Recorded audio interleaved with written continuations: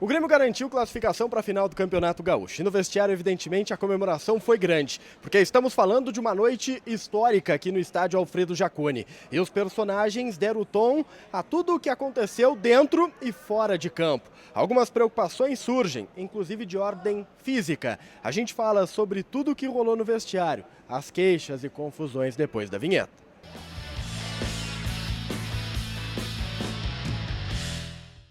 Salve, galera! Tudo certo com vocês? Chegando aqui no A Dupla para destacarmos o Grêmio. Eu sou o Matheus Dávila e nós vamos juntos para falarmos sobre as últimas horas aqui em Caxias do Sul e as definições que aconteceram dentro desse Campeonato Gaúcho. Antes, deixa o like, compartilha o vídeo, te inscreve no canal, ativa as notificações e vem fazer parte do A Dupla. Lembra que esse conteúdo é um oferecimento de kto.bet.br para você jogar com responsabilidade. Brinca, se diverte, mas sempre lembrando que a KTO é um site de apostas e a aposta pode fazer você perder dinheiro.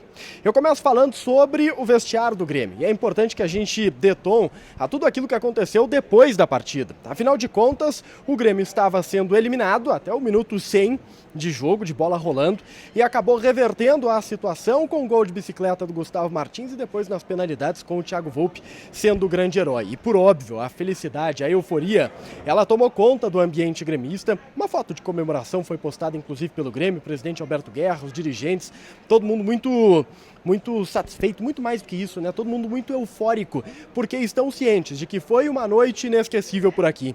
Aliás, esse foi o tom, inclusive, do discurso de muitos jogadores que deixaram o estádio Alfredo Jaconi, falando sobre esse jogo marcante, aquilo que significou para eles estar dentro de campo, viver tudo isso e agora ficar, digamos, 180 minutos de um título tão marcante quanto esse, que é o octacampeonato que o Grêmio está perseguindo.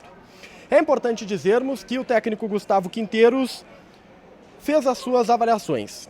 E a entrevista do Quinteiros, ela foi num tom de jogamos mal, tá? O Quinteiros, ele foi por essa linha. Ele falou muito claro sobre isso, tá? Ele justificou, disse que o time realmente não respondeu da maneira como ele esperava, tecnicamente falando, taticamente, né? O Grêmio encontrou muita tensão no ar. Aliás, é importante que se diga, essa tensão ela já era falada antes da bola rolar. A direção do Grêmio temia por incidentes que inclusive vimos dentro de campo, né? Ânimos mais aflorados. O Grêmio estava esperando por esse tipo de ambiente e temia que toda aquela reclamação feita pelo próprio Grêmio gerasse isso dentro de campo, como acabou gerando. Mas dentro de campo, assim, no frigir dos ovos, a leitura foi: jogamos mal, mas jogamos para classificar. E conseguimos aquilo que tanto brigamos, tanto projetamos, que era essa classificação. O Quinteiros, ele fez alguns alertas importantes, né? Que o Grêmio vai crescer ainda, que o Grêmio recebeu jogadores novos, bons jogadores, fez elogio à janela de transferências. A única vírgula colocada pelo Quinteiros, quando questionado sobre o assunto, e ele acabou comentando por que foi questionado, é que o Grêmio ainda precisa de um zagueiro pela direita porque não conseguiu contratar. Mas na leitura, no geral, o Quinteiros está dizendo: olha, o grupo está bom, o grupo está bem recheado.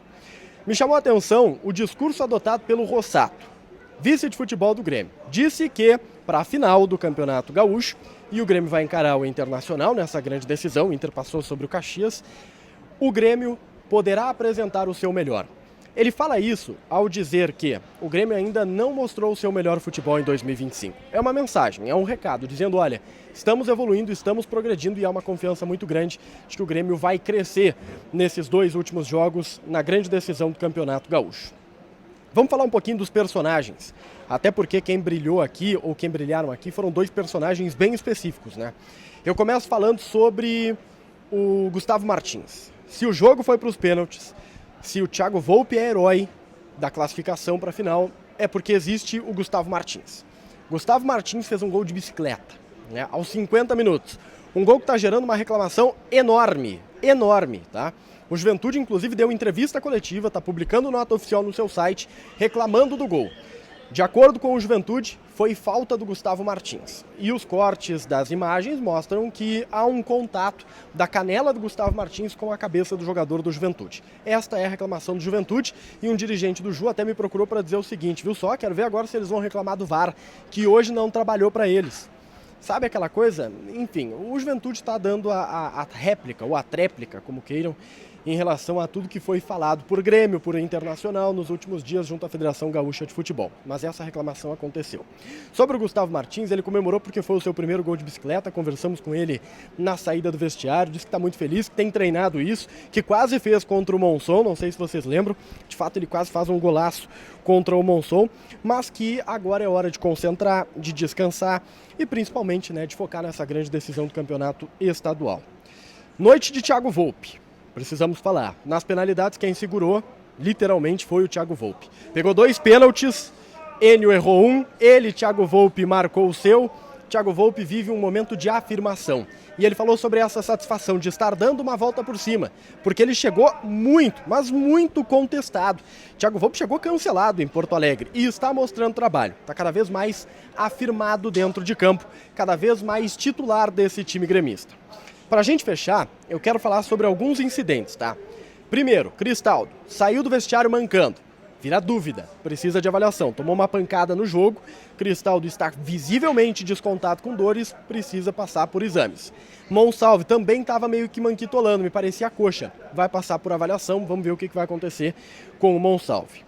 Sobre as confusões, incidentes, nós vimos o técnico Gustavo Quinteiros entrar no gramado e se envolver numa discussão mais acalorada e bater, né, com o braço no rosto do Enio, jogador do Juventude.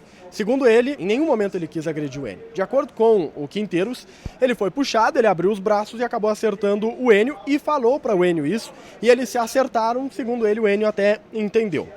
Contudo, Quinteiros foi expulso e deu entrevista. De acordo com o regulamento, ele não poderia fazer isso, tá? O Grêmio diz que o delegado do jogo autorizou e disse que ele tinha que falar. O regulamento diz uma coisa, pelo que eu tenho de lembrança, de memória, mas, enfim.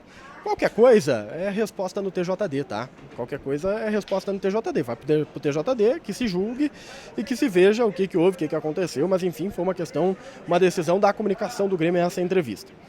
As confusões, elas atingiram outros níveis, saíram de dentro de campo das imagens que nós vimos. Elas foram para a parte interna do Jaconi depois do jogo, né? Inclusive o Thiago, que trabalha na RBS, ele acabou sendo empurrado por membros da comissão técnica do Juventude ali no corredor de acesso ao vestiário.